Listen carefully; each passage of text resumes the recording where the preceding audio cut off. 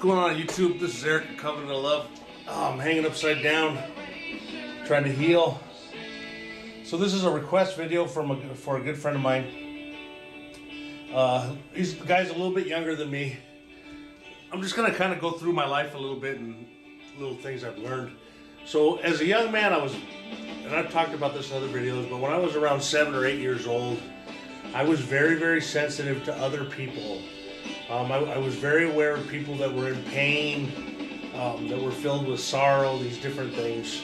And at some point I told and I did not have a father. He left my mom when I was like 3.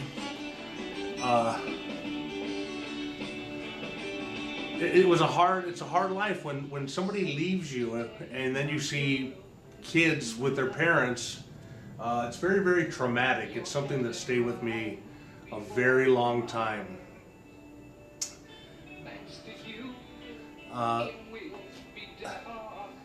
It really didn't hit me. I mean, I went through my whole life with it, and I don't think I actually healed from it till I had a son, and I was able to actually understand what he had done to me and forgive him. And life is about forgiveness. It's about love. It's about strong, nurturing love. It's not wishy-washy. You're not all over the place. It's about being a better person for everybody else. Now, I didn't come to that right away. You know, through 13 to 19, I was very rebellious. I'm left-handed.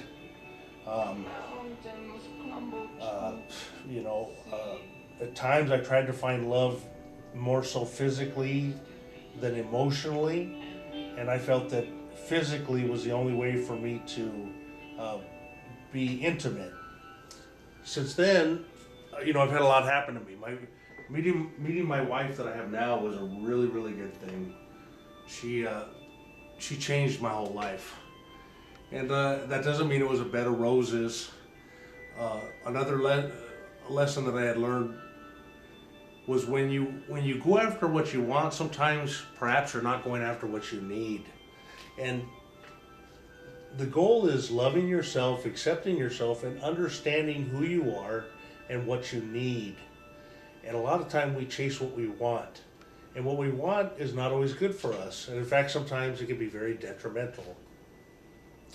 So that was a big lesson for me at that time. And then as I always knew about this inner thing that we all study, this esoteric world. And, I don't know how to put it. I didn't really encompass all of it. I didn't understand the poisoning and the different, I always had a kind of romantic attitude. Romantic, they play this, the beautiful art and everything, but we know it goes a lot deeper than that. And when I embraced that, I went through a very, very severe bout of depression and partial insanity, especially when I was studying Pan early on and the people that surround that. And I'm not saying that there's not a good side to that, because there is, but there is, there's always the dark forest. So,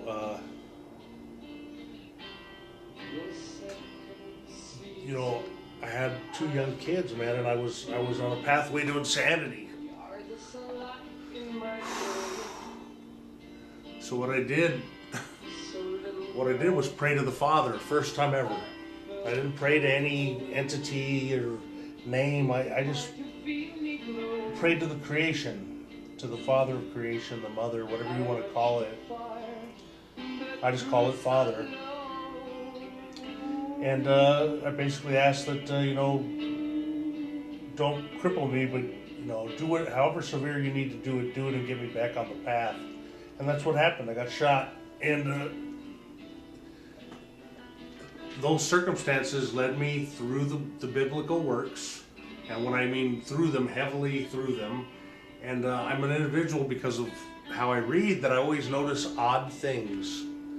And the odd thing that I noticed were everything that I noticed didn't have anything to look up. There was nothing in the book to help me reference it. And then the more I would try to reference it, the more obscure it would get.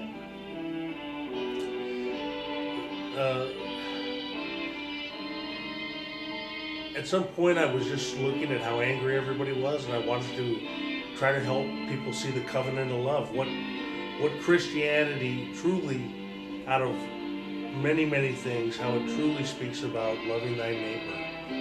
And it was a new thing. For those of you that read Morals and Dogma, you'll know it's a new thing. It wasn't on earth before. It may have been, but it may have been many, many, many cataclysms earlier. Oh, shit. Excuse me. So, when I got shot, I got myself back. When I say I got myself back, I got the heart of hearts back. I got the love for the world back. The pain gave me clarity like I hadn't had in a very long time. It brought me back to who I was as a child. And as we embrace ourselves, which we were as children, there are gifts given. When you forgive your enemy, when you truly forgive them, you're given something. And I don't talk about the gifts. It's up to you to find those things, and they're earned. And that's why I don't talk about everything, because there is a part of this that you have to earn. And you could know it. I mean, I could just tell you what it is, and it won't seem, oh yeah. But it's when you say, oh yeah, but you haven't lived it, it's a different thing. And that's why, back in the day with Bill, and, he was saying certain things. Sure, you're correct about some things. But do I need to get, a rock slammed into my face to know that it's going to hurt me and do bad things? No. So you have to weigh everything with a grain of salt, but you have to trust yourself, love yourself. And in that, you'll get to see other people. It won't be about you. And then you'll find it very offensive. There's individuals on here that I'm dealing with right now that are very egotistical. And the more you show them that they're egotistical, the more they're like, oh, you want to be me. I mean, it's just ridiculous statements. But the most powerful thing that I personally have gone through was that I understood that I am completely alone. I'm born alone and I'll die alone. What does that mean? When I'm born, and when I die, right? But it's profound. It's profound if you accept it. If you really go through it and feel it. So do I want to die? Hell no. Do I fear death? No. I fear not doing I don't want to leave before it's time. I want to leave when it's timely. Oh, so good. Oh.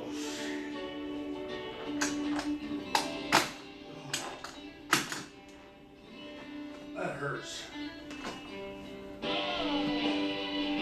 So it's about embracing who you are. It's about embracing yourself. It's about loving the world. That's not communism. That's Christ-like.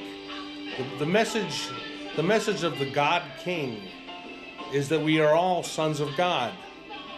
We are all sons of God. All life is the gift of God. And that includes the insects that cause pain and the people that are evil. All these things are lessons that if we truly are seeking and survive them, they bring profound wisdom. And that's why wisdom is sorrow. To embrace sorrow and not hate, to not become embittered. God's children are about love. And the person that requests this doesn't want me to talk about, Mr. Red and Blue crayons. And I get it. But I have to because he really is so bad. And as he grows, I just hope to get 3 people. I mean, even if it's just one that'll wake up and see the lies.